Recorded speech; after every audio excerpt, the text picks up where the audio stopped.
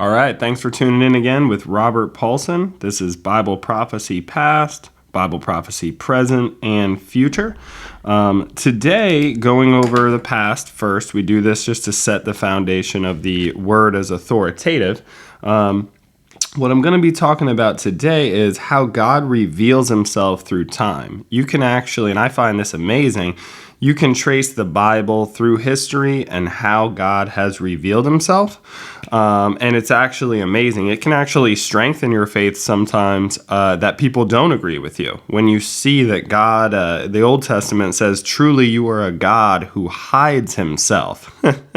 That's what people are going to be saying towards the end when the mystery of God is revealed. God hides himself and God reveals himself. He is sovereign over his creatures and his creation. And I'm going to go to actually Genesis 1:1, and we're going to break it down. I'm not an expert in Hebrew or anything like that, but I'm going to break it down in a way that I find amazing, where we can see the gospel in the first 3 verses in the Bible. And we can see the gospel in the first 3 chapters in the Bible. So there's going to be 2 prophecies. One is more a mystery in the beginning, and then one is a messianic prophecy. And I'll get right into it. Genesis 1:1. In the beginning, God. And I'll stop right there. The word for God there is Elohim. And tradition has that Moses wrote the first 5 books of the Bible about 1450 years or so before Jesus Christ was even born. And the first couple words, it's in the beginning God, and the word Elohim is plural.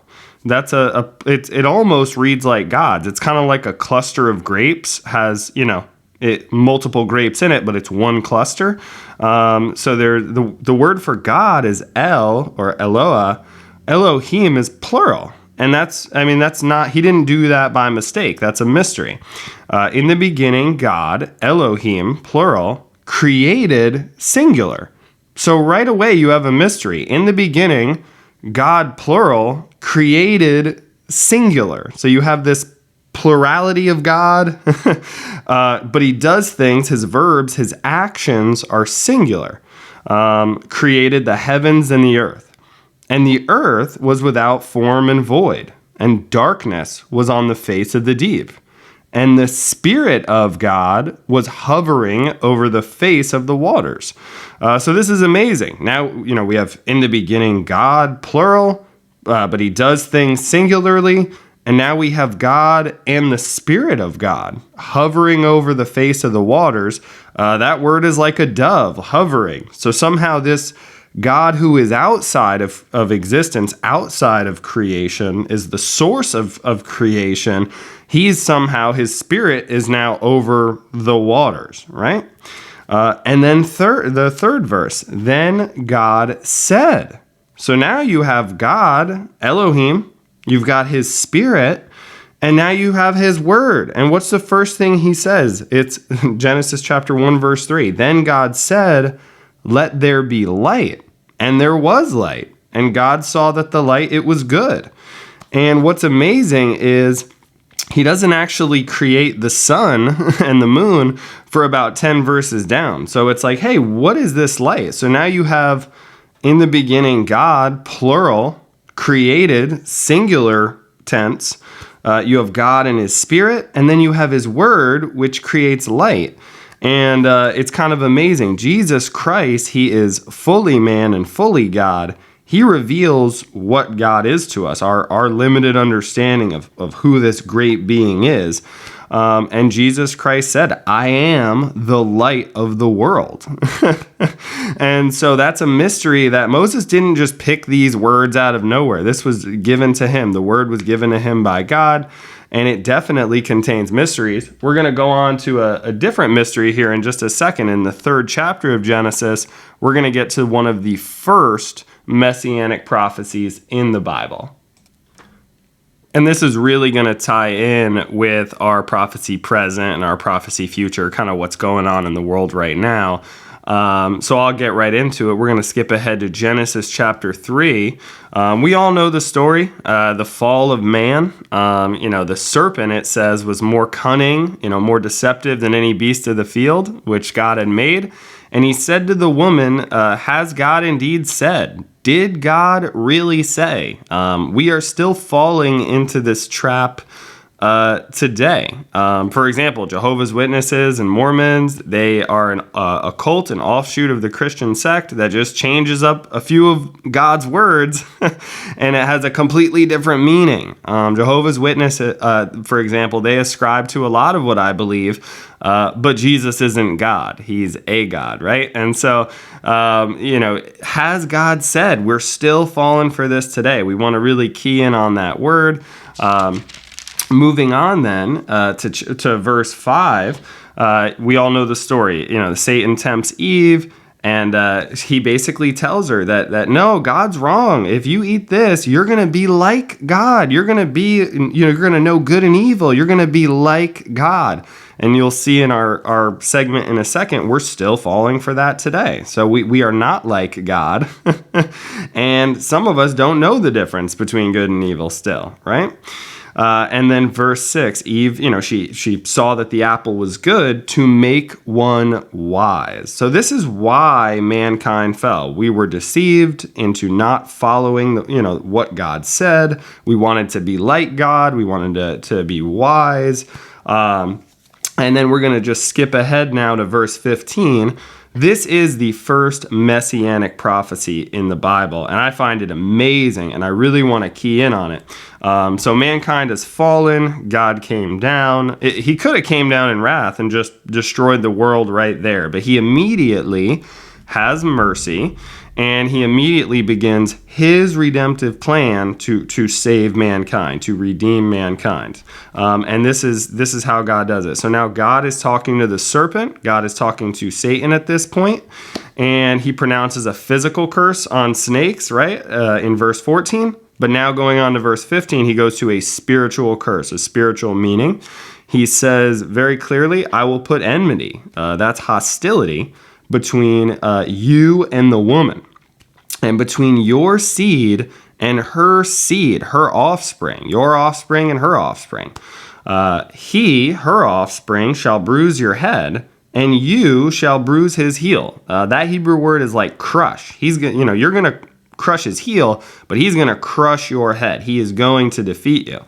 And this is what's amazing. This is the only time in the Bible where seed of the woman, offspring of the woman is used. This is a very patriarchal society. They were always tracing lineages through men and different things like that. They cared about the men.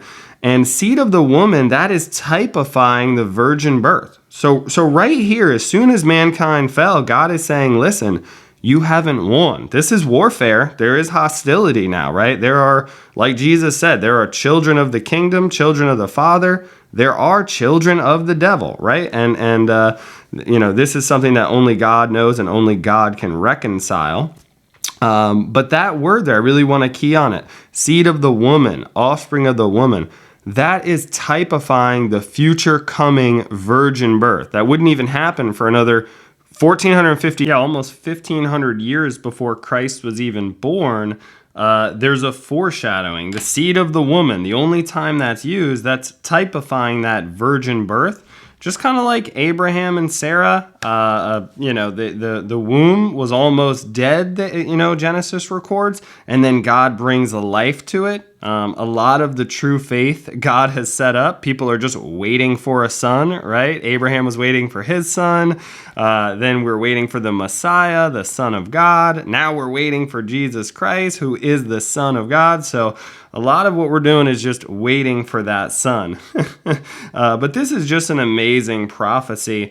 And Jesus brings it to light. He reveals to us who God is, right? Here it hadn't been revealed that this seed, this Messiah, would be God in human flesh. But Isaiah goes on to reveal that. That's written 700 years before Christ. He names the child that will be born Emmanuel, which is God with us, right? So God reveals himself over time, and you can weave it throughout history.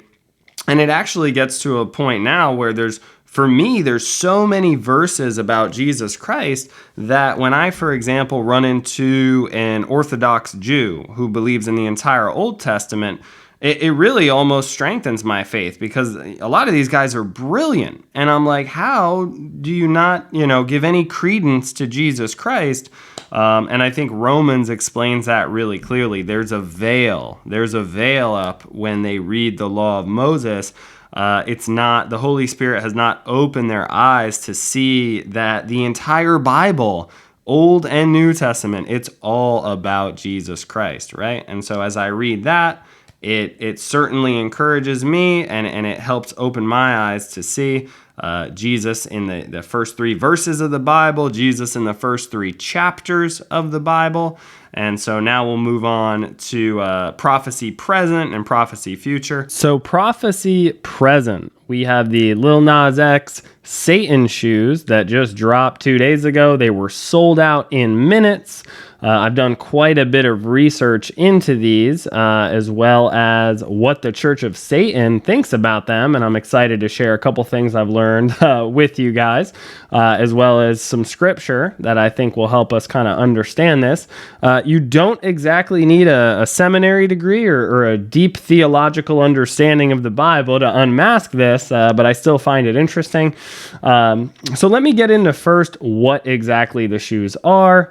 They are Nike Air Max 97s. It doesn't look like Nike really had anything to do with designing them. However, they contain 60 cc's of ink and 1 drop of human blood in the sole of every shoe.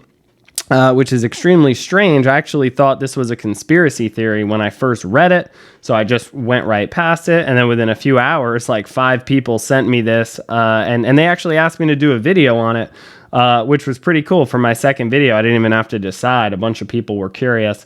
So I thought it was a conspiracy theory. I then came back and realized this is true. Good news is there's not going to be, a million pairs of these things. Kids aren't going to be wearing them everywhere. The bad news is that's because there's exactly 666 pairs.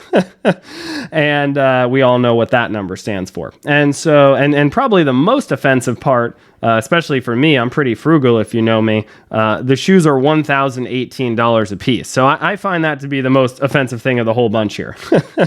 And so as you look on here, if you're watching the video, if not, I'll describe it to you. There's 2 pentagrams on the shoe. You've got a golden tassel in front, as well as on the inside of the shoe as well, another pentagram on each shoe. And then finally on the side, you've also got a reference to Luke chapter 10, verse 18. That's where Jesus says, "I saw Satan fall from heaven like lightning." There was also a music video created. You can see right here, if you're watching the video, there's a snake. Lil Nas X is in a garden area. He's playing a guitar, and a snake comes up to him and turns into a woman and starts speaking to him and sort of leading him astray, I guess you could say. He then rides a stripper's pole down through the world into hell, through the gates of hell. He seduces and strips and does all sorts of filthy things with the Prince of Darkness himself, Satan, and then he snaps Satan's neck and takes his horns and puts them on himself. So it was a pretty strange video. I just wanted to put that out there. So now you have the shoes, a little bit about them, the music video. I thought about playing the music video, but I just really couldn't, especially if children are going to be watching this. So I took a few pictures that you guys can see. Even the lyrics, I can't play them. There were 2 that I found kind of interesting. This is the lyric from the song regarding these shoes. One is a sign of the times every time that I speak. And I wouldn't disagree with him there. It is a sign of the times. Not something we should be angry about, but I don't think 100 years ago this stuff would have fly. This would work in America, right? So a sign of the times every time that I speak. And then the other lyric was that he is only here to sin. And we can really draw this back to the original, the Garden of Eden, to what the snake, what the serpent, what Satan convinced mankind to do. But before I do that, I want to bring up an article from the Rolling Stone. They actually interviewed the Church of Satan, and I found this pretty interesting. I've done some research into the Church of Satan in the past, and it's fairly straightforward, but I was curious what they would actually think about the video. Just to give you some background, the Church of Satan was founded by Anton LaVey in 1966. Another thing that, 100 years ago, 1921, I don't know if we would have been okay with the founding of the Church of Satan, but that's probably a talk for another time. They don't actually believe in Satan, so they say. They don't believe in anything spiritual, right? So only physical, only what you can see. So they claim that they don't believe in Satan, and it's kind of like a rub on Christians. They believe Christians made up God in their own mind, and therefore they don't believe in Jesus, God. They don't believe in Satan because they say he's a Christian creation. We made Satan, right? And we made God, not God made us, right? And so it's kind of like they're mocking us, when they say they worship Satan. But what they actually say they worship is themselves. You have David Harris here, this article, if you're watching, it's from the Rolling Stones, but David Harris is a magister for the Church of Satan. It's kind of like a cardinal, like a pope, like a leader of the Church of Satan, that's saying these shoes are great, this music video is great, they have no problems with it. They're saying, well, we don't actually believe Satan exists, but this is what they do say. They say that they see themselves as the world's first carnal religion. They call themselves I-theists. Instead of atheists, they call themselves I-theists. They see themselves as their own God, word for word. He said, we see ourselves as our own God. And you can bring that right back to the Garden of Eden. Did God really say? And he's like, Satan said, no, you can eat the apple. If you do, you're going to be like God. So they see themselves as their own God. Further on in the article, he said word for word, we view ourselves as the most powerful beings in the world. So there you have it. We have the shoes, the video about the shoes, the music video. We have some commentary from the Church of Satan. So we've kind of hit this from a couple different angles, which is good. Now I'm just briefly going to go over Lil Nas X. He actually did a tweet on why he is doing all this. So this is why he claims this behavior is okay. And he basically says he spent his entire teenage years, this is a tweet, hating myself because of the curse word, rhymes with spit, y'all preached would happen to me because I was gay. So I hope you are mad, stay mad, feel the same anger you teach us to have towards ourselves. And I don't know why he's saying that. I don't know what he went through as a teenager. I know myself as a teenager, I was always angry and always frustrated because everything I wanted to do was wrong, and my parents and society always got in the way, right? So I'm definitely not taking away, if somebody did preach to him that he's going to hell solely because he's gay, then I certainly feel sorry for him and the person that preached that. And anybody going through severe anger during teenage years, I totally understand that, and I can definitely sympathize with that, is what I'm saying. And so we have to go on to the more, maybe you consider it more offensive, maybe you consider it more interesting. We've got to go on, now that we have all the facts, we've got to go back to Scripture, and I know everybody hates this word, we have to make a judgment, right? Oh no, we have to judge, right? We have to decide what's the appropriate response as disciples of Jesus Christ. But before we do that, I want to show you a video, and I'll pause it here or there to narrate. And this video is so much more peaceful. It is so less frustrating or repulsive to the senses.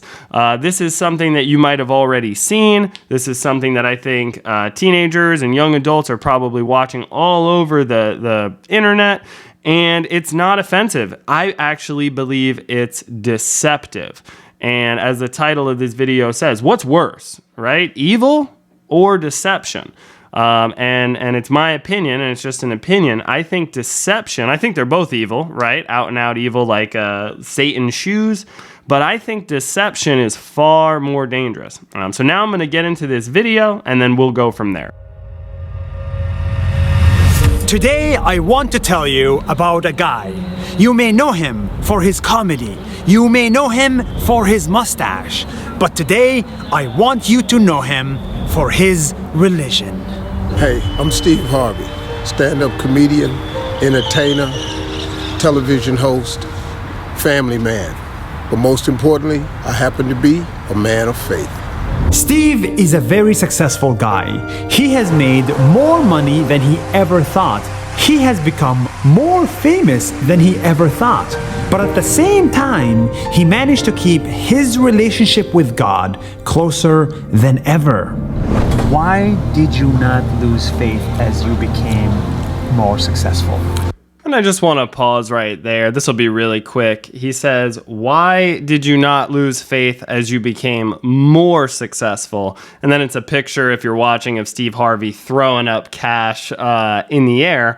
And so I'm certainly nowhere near as successful as Steve Harvey, but I've had some business success. And I can tell you emphatically, the times in my life where I've been successful, those are not the times extremely trying to my faith. We'll continue here. If I could make myself successful, I would have done it a long time ago.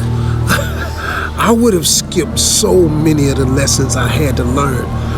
But it's not that. It's a process. Success and happiness is a process, man. And in this process, I was very aware of the amount of faith that was needed. And as a matter of fact,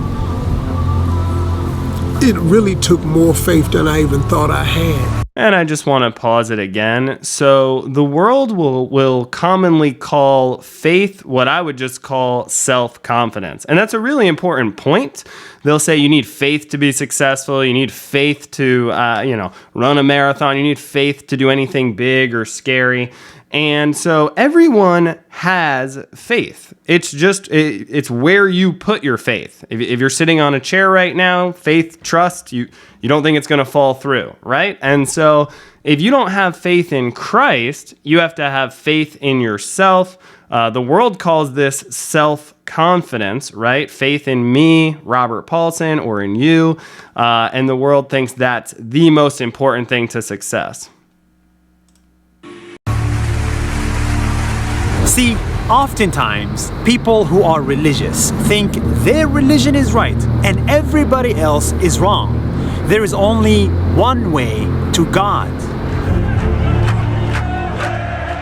But Steve's faith is unique because it's really not about that.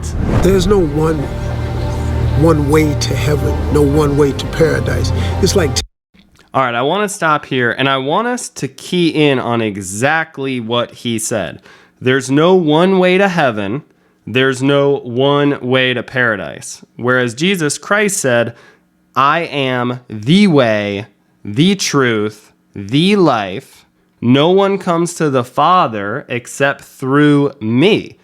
He also said, I am the door. Anyone who enters by me will be saved. So as Christians, and Stephen Harvey claims he is a Christian, we follow Christ and we believe he is God. He is the image of the invisible God. He is the fullness of God dwelling in a body. And I believe we were warned about doctrines like this that just sort of mix and mash, religions together, but don't actually take the time to look at the facts. But one thing I want to key in on so clearly, and I want us to be discerning about these exact words, is he said there's not no one way to God. He said there's no one way to heaven or to paradise. And what you're going to see is religions are not a way to get closer to God. They are a way to get farther from God, okay? He wants heaven and paradise. That's what mankind naturally wants. They don't want God. They want heaven and paradise. Of course we want heaven. If you have a concept of heaven and hell, you want heaven. If you've heard of paradise, if you've ever been on a tropical vacation, you want paradise for eternity. You'd have to be crazy not to want that. The key here is, for me as a Christian, I want God. I want to meet this God who died for me. Heaven wouldn't be heaven to me if God weren't there. For me, when I read Revelation, the very end, when we go into eternity, I read it as Christ rules and reigns on this earth for 1,000 years, and then we go into eternity, and we get to have the limitless experience of God for eternity. So for me, heaven is just being next to God forever. And so in the Islamic faith, depending on what you believe, Allah is not a father and he has no son. He's not a father. It's not an intimate relationship. Their heaven, they call paradise, is just another place he has created. He doesn't commune with you like God communes with you. And depending on your denomination, many of them, that's where we get the jokes from, they have the 72 virgins, right? So what they're hoping heaven is, it's just another creation that's perfect. It's a paradise. I get to have 72 wives and essentially just live the way I want for eternity. That's not a way to get closer to God. Allah, they claim, is not a father, whereas Christians, we believe God is a father, right? We believe Jesus Christ is a father in a way, but he's also the son. He's the Son of Man and the Son of God. He reveals to us what God is. And so heaven for us is the presence of God for eternity. We cannot wait to meet him and to be with him. I think I beat a dead horse here, though. I'm going to get back to playing the video. Television. Now it's over 800 channels of cable, and they're all pretty entertaining. So I'm pretty sure, man, that to get to heaven, there's got to be more than one route. And because somebody watching another channel or taking another channel than you, they still getting entertained, and they probably still getting to heaven. This isn't just talk. Steve lives by these words. He has 3 sons. 2 of them, he gave them Christian names like Broderick, and one of them he gave a Muslim name, Ali, as a sign of respect and appreciation for the Muslim religion and the Muslim culture. I named him Ali because I knew then. That he might be different. I knew. And you have no problems with it? No. Because when you come here, you understand Islam is a religion of peace. Why you got a problem with peace? And so I want to stop there again. He says, Islam is a religion of peace. Why do you have a problem with peace? Now, I'm not going to get into that argument here. I can do that on another video. Is Islam a religion of peace? That would be a great video in and of itself. But it's funny to me that he just makes a blanket statement. If you have a problem with Islam, you must hate peace. And I have a problem with Islam. I don't think I hate peace. I certainly have no hatred towards Arabic people, Muslims, like the individual, I have no problem with. It's, yes, the religion of Islam. And so I brought up a verse from the Quran and some verses from the Bible. And what I notice is, and this is happening all over the world. In fact, the very Pope we have now, and when I say we, I don't mean Christians, the Catholic Pope would sooner agree with Steve Harvey than he would with me. I mean, he's really big into fraternity and getting all the religions to have one father. But I'm going to go right into it. So Quran, Surah, this is in the Quran, Surah, which is chapter 5, verse 17. It's word for word, right? And this was written about 600 years after Christ died. And it says, in blasphemy, indeed are those that say that Allah is Christ. Now, Allah is just the Arabic word for God. So they're saying it's blasphemous to say God is Christ, the Son of Mary. Whereas that's exactly what I'm saying. That's the linchpin of my faith, the divinity of Jesus, that he is fully man and fully God. And I'm going to bring up 2 verses from the Bible now. This is Isaiah chapter 9, verse 6, and it goes on past verse 6, I believe. This is written 700 years before Christ is even born. This is like 1,300 years before the Quran's written, okay? For to us a child is born. That's the Son of Mary. To us a son is given. That is the Son of God. And the government will be upon his shoulder. And his name, the name of this child, the name of this son, will be called Wonderful Counselor, Mighty God. So a child is going to be born called Mighty God, Everlasting Father, and Prince of Peace. You want to talk about actual peace? It's not peace between us and Islam. I don't want war between us and Islam. I want no physical war. I think the most loving thing that I can do to a brother is preach the truth in love, especially if we care about them. It doesn't do any good to not correct false ways of teaching. But then Jesus goes on to say in John, right? I and my Father are one. So to Christians, Jesus is God. And that's a mystery. That's a mystery. There's no way that I believe that this man who died on a cross, who I've never met, is God, and that I'm fully forgiven based on his sacrifice alone. God revealed that through me. But it certainly stands the test of time and reason, and I thank God for the faith that he's given me. But I certainly don't have a problem with peace between Christianity and Islam when it comes to not being rude towards each other, when it comes to freedom of speech. But when it comes to God, I have to care and love God more than I love the praise or the respect of my fellow man. Unfortunately, the Quran just clearly says Jesus isn't God. And as a Christian, that's the linchpin. That's the most important thing of my faith. And so I'm going to go on with the video here. It's just a name, but it's a big step to showing respect to people of other cultures. What Steve did reminds me a lot of this mosque. This mosque in Abu Dhabi belongs to people in the Islamic faith, but as a sign of tolerance to the churches next to them, they renamed the mosque to Mary, Mother of Jesus Mosque. Can you imagine a mosque with the name Jesus on it? Yeah, the world could use a little bit more of that. And I'll stop right there. And that's fine, but Islam believes Jesus, his name is Isa in Arabic, they believe Jesus is not God, okay? That he's a prophet, he's a great man, he's just like the Jews, they think he was an itinerant rabbi that kind of got out of hand, and then they put him up on the cross, right? Things got out of hand as a political social justice leader, and before Jesus knew it. Whereas me, I just showed you and told you a verse from Isaiah written 700 years before Christ was born.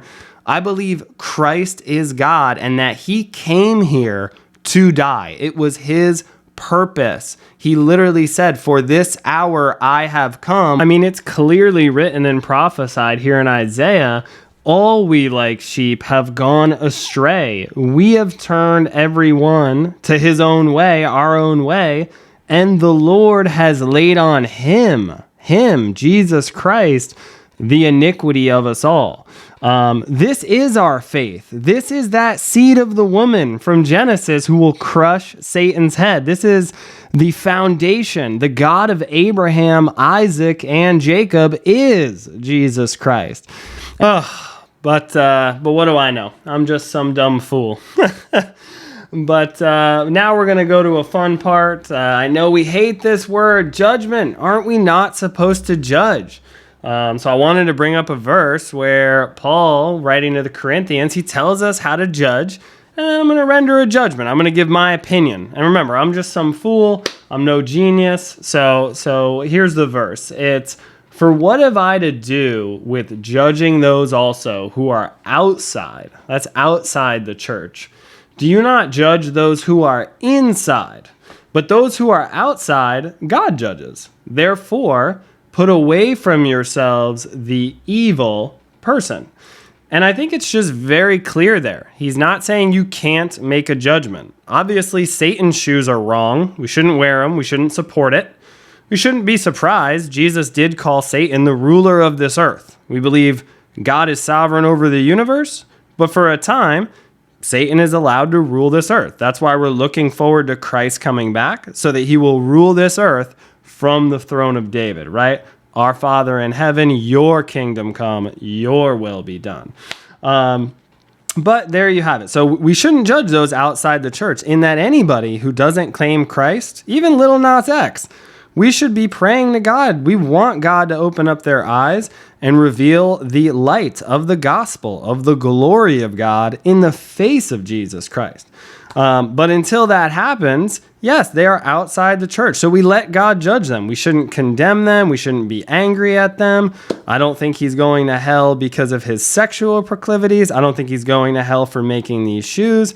I think you go to hell based on what you believe. I believe hell is the wrath of God, and it is justice. It's not injustice. It's God's form of justice against sinning against a holy being. That is God, sinning against God. And so when Jesus came into the world, he came in as the only light in a kingdom of darkness, right? And so how do we respond to this? I think we respond in mercy and truth. Everybody loves mercy. I love mercy. Nobody really likes truth. So one thing that has really helped me to respond to both the Lil Nas X Satan shoes and the Steve Harvey professions of faith, is to remember why I'm a Christian. And many Christians might not know why we're Christians, right? But if you remember why you're a Christian, it will often humble you. And so I found this verse, and I think it's super helpful. It's in Colossians chapter 1, verses 12 through 15. So if you claim Christ, if you claim Jesus Christ is Lord, he is God, he has saved you, this is why. And I love this verse. It says, giving thanks to the Father who has qualified us. So we are unqualified to be saved. He qualified us to be partakers of the inheritance of the saints in the light. He has, this is God, delivered us from the power of darkness and conveyed us into the kingdom of the Son of his love. That's the Son of God, Jesus Christ, in whom we have redemption through his blood, the forgiveness of sins. So God is saying, if you believe, that's because I've forgiven you.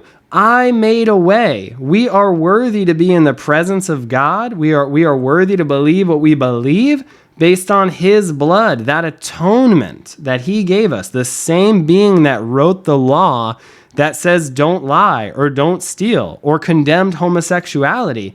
He also said, Jesus Christ, he stood up and he said, anyone who comes to me, I won't turn you away. He said, anyone who desires, come to me and drink the water of life freely. No matter what you've done, at any point in your life, you can turn to Christ. He is, it then goes on to say in Colossians, Jesus Christ is the image of the invisible God, the firstborn over all creation. He's the preeminent one, that Greek word means. He's the most important. He's the originator of creation. Jesus Christ is the image of the invisible God. What a beautiful, beautiful mystery. And so that's mercy. It's understanding that the difference between Lil Nas X and me isn't me. It's Jesus Christ. The difference between me and Steve Harvey isn't me. It's Jesus Christ. And that's, that's what I believe, right? And so now for the fun part, truth. This is a prophecy. This is something promised to us in the book of 2 Timothy. This is thousands of years ago, right? Paul wrote this. And it's very straightforward. I'm going to go through it, and I believe this is truth. And I believe this can apply to both Steve Harvey and people wearing Satan shoes. So I'm going to read this out. Know this, that in the last days, perilous times will come. I'm not saying these are the last days. They could be. But I'm not saying they are, but we're certainly closer than they would. That's a mathematical fact. In the last days, perilous times will come. For men will be lovers of themselves. I think that means, you love yourself, not that you love other men. Men will be lovers of themselves, lovers of money. That was my problem before I was saved. I loved money. Boasters, proud, blasphemers, disobedient to parents, unthankful, unholy. And the word holy means set apart, so unset apart. People are willing to blaspheme anything. Unloving, unforgiving, slanderers, without self-control, brutal, despisers of good, traitors, headstrong, haughty, lovers of pleasure rather than lovers of God. And here's the key word. Here's the linchpin. I want to make sure we understand this. I think this applies to the Steve Harvey video, not the Satan shoes video. Having a form of godliness, but denying its power. Having a form of godliness, but denying its power. What is the power of God to salvation that the world believes is foolishness? It's Jesus Christ. The power of God to salvation is Jesus Christ. It's the cross of Christ. It is medicine to our souls. It is the sole source of healing. So that's so important. Having a form of godliness, Steve Harvey was talking about God quite a bit, but he denies its power. He thinks there's multiple ways to God. He doesn't believe it's just Jesus Christ. And from such people, turn away from him. For of this sort are those who creep into households and make captives of gullible women, loaded down with sins, led away by various lusts. He's talking about, people say these things just to get ahead in life. Maybe you have a good social justice gospel, they call it, or maybe you have a good business gospel, they call it, and you can excite people, you can get people to like you, you can make money. And I've been guilty of all this before I came to Christ, right? Always learn. This is the final verse here. Always learning and never able to come to the knowledge of the truth. We are addicted to learning. We're addicted to growing and self-growth and self-confidence. The knowledge of the truth is Christ alone. The only way to God, to get back to God, is through God. Jesus Christ is God. And so there you have it. We've got the Satan shoes. We've got the Church of Satan commentary.